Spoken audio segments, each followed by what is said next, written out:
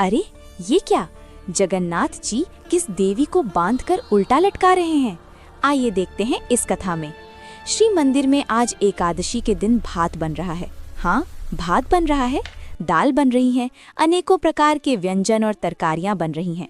अरे, इस कलयुग में जहाँ एकादशी के दिन भात खाना तो दूर की बात, उसका विचार करना भी महापाप माना जाता है, वहाँ श्री क्षेत्र पुरी के जगन्नाथ मंदिर में आज उत्सव का माहौल है। भक्तगण आनंद बाजार में बैठकर तृप्त होकर महाप्रसाद पा रहे हैं। आखिर ऐसा क्यों यहाँ एकादशी माता का चाबुक नहीं चलता? बात उस समय की है जब सतयुग का सवेरा था। भगवान विष्णु के श्री अंग से एक परम तेजस्वी शक्ति उत्पन्न हुई, जिनका नाम था एकादशी देवी। उनका जन्म ही इसलिए हुआ था कि वे संसार से पाप का नाश कर सकें। ठाकुर जी ने उन्हें निहारते हुए एक विशेष वरदान दिया। बोले, देवी, महीने में 2 दिन तुम्हारा राज चलेगा। जो भी मनुष्य उस तिथि पर अन्न, विशेषकर चावल पाएगा, उसके सारे संचित पाप उस अन्न में समा जाएंगे, और जो तुम्हारी शरण में रहकर व्रत करेगा, उसे साक्षात मेरा धाम प्राप्त होगा। एकादशी माता जो थी, उन्हें अपनी इस शक्ति पर बड़ा गर्व हो गया। हो भी क्यों ना, तीनों लोकों में उनका भय था। स्वर्ग हो या पाताल, उस दिन कहीं चूल्हा नहीं जलता था।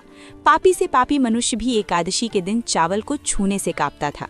अपनी विजय पताका फहराती हुई अहंकार में डूबी एकादशी माता एक दिन नीलांचल धाम यानी हमारे जगन्नाथपुरी पहुंची।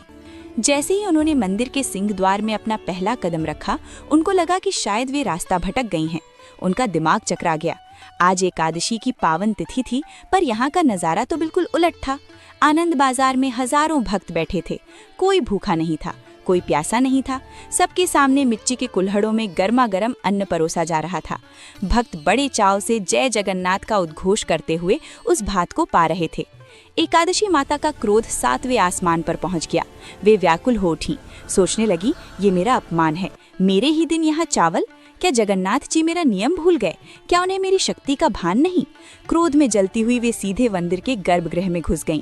सामने रत्न सिंहासन पर ठाकुर जी अपने बड़े भाई बलभद्र और लाडली बहन सुभद्रा के साथ मंद मंद मुस्कुरा रहे थे।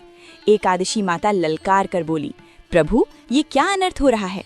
आपने ही तो मुझे वरदान दिया था कि एकादशी को चावल में पाप पुरुष का वास होगा, तो आज आपके इस धाम में ये पाप की गंगा क्यों बह रही है? रोकिए इन भक्तों को, वरना मेरा शाप सबको भस्म कर देगा। ठाकुर जी ने बड़े प्रेम से देखा और शांत स्वर में बोले, देवी, शांत हो जाओ। तुम देख रही हो, वो साधारण चावल नहीं है, वो कैवल्य है, वो मेरा महाप्रसाद है। ये साक्षात मेरी जूठन है, और मेरी जूठन में कभी कोई पाप निवास नहीं कर सकता। इसके सामने कोई तिथि, कोई नक्षत्र, कोई नियम बड़ा नहीं है। परंतु एकादशी माता